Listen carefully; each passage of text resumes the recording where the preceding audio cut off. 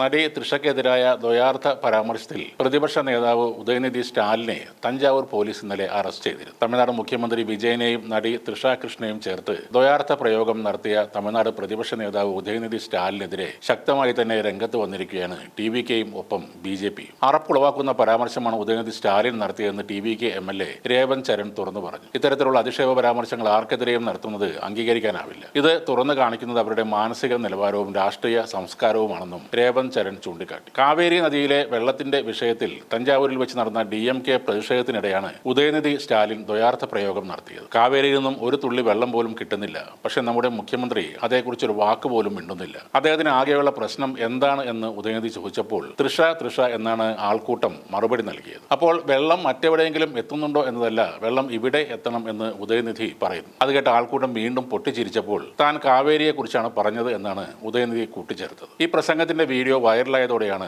ഉദയനിധിക്കെതിരെ വിമർശനം ശക്തമായത്. ഈ വിഷയത്തിൽ ടി.വി.കെക്കും മുഖ്യമന്ത്രി വിജയ്ക്കും പിന്തുണയുമായി ബി.ജെ.പിയും രംഗത്ത് വന്നിട്ടുണ്ട്. മുഖ്യമന്ത്രി വിജയനെയും തൃഷയെയും കുറിച്ചുള്ള ഉദയനിധി സ്റ്റാലിന്റെ പരാമർശം വളരെ മോശവും അശ്ലീലവും നാണം കെട്ടതുമാണെന്ന് ബി.ജെ.പി വക്താവ് നാരായണൻ തിരുപ്പതി പ്രതികരിച്ചു. അമ്മയും മകളും പെങ്ങളുമുള്ള ഒരു കള്ളനോ തെമ്മാടിയോ പോലും ഇത്തരത്തിൽ സംസാരിക്കില്ല. ഇത്തരത്തിൽ സംസാരിക്കുന്നവരോട് ഒരമ്മയും ഭാര്യയും മകളും പൊറുക്കുകയില്ലെന്നും നാരായണൻ തിരുപ്പതി സോഷ്യൽ മീഡിയയിൽ കുറിച്ചു. അദ്ദേഹം ഉദയനിധി അല്ലെന്നും വൾഗർനിധി ആണെന്നുമാണ് ടി.വി.കെ നേതാവ് അമേരിസൈ നാരായണന്റെ പ്രതികരണം. ഉദയനിധി തമിഴ്നാടിന്റെ ഭാഗമാണ് എന്നത് തന്നെ നാണക്കേടാണെന്നും ടി.വി.കെ നേതാവ് പറഞ്ഞു. അതേസമയം താൻ ആരുടെയും പേര് പറഞ്ഞിട്ടില്ലെന്നും നിയമപരമായി നേരിടുമെന്നും ഉദയനിധി സ്റ്റാലിൻ മാധ്യമങ്ങളോട് പ്രതികരിച്ചു. താൻ ഉന്നയിച്ച വിഷയങ്ങളിൽ നിന്നും ശ്രദ്ധ തിരിക്കാനാണ് ഈ കസ്റ്റഡിയെന്നും കേസിനെ ഭയപ്പെടുന്നില്ല എന്നും ഉദയനിധി കൂട്ടിച്ചേർത്തു. ഇന്നലെ വീട്ടിലെത്തിയാണ് പോലീസ് ഉദയനിധിയെ കസ്റ്റഡിയിലെടുത്തത്. ഉദയനിധി സ്റ്റാലിന്റെ മുൻകൂർ ജാമ്യാപേക്ഷ കോടതി പരിഗണിക്കാൻ ഇരിക്കുമ്പോഴാണ് പോലീസ് നടപടി. എന്നാൽ ഇതൊരു വാണിംഗ് മാത്രമാണെന്നും ഉദയനിധി സ്റ്റാലിനെ സ്റ്റേഷൻ ജാമ്യത്തിൽ വിട്ടയക്കുമെന്നും മുഖ്യമന്ത്രി വിജയ് തന്നെ പറഞ്ഞിരുന്നു. നേരത്തെ തൃഷയ്ക്കെതിരായ അശ്ലീല പരാമർശത്തെ തമിഴ്നാട്ടിലെ രാഷ്ട്രീയ പാർട്ടികളെല്ലാം അപലപിച്ചിരുന്നു. കാവേരി പ്രശ്നത്തെക്കുറിച്ചാണ് താൻ പറഞ്ഞതെന്ന് ഉദയനിധി തിരുത്തുകയും ചെയ്തിരുന്നു. എങ്കിലും യുവനേതാവിനെതിരെ പരാതിയുടെ അടിസ്ഥാനത്തിൽ